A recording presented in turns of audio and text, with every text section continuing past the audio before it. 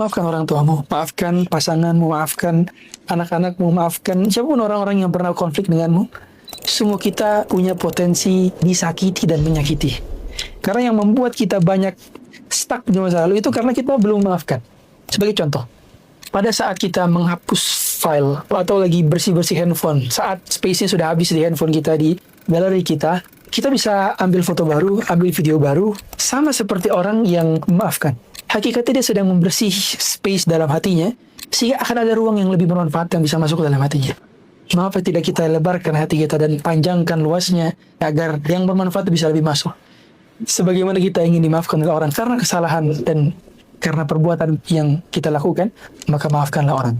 Sebagaimana Allah katakan, "Ana tuhibbuna yaghfirallahu lakum." Bukankah kalian senang juga kalau dimaafkan? Maafkan.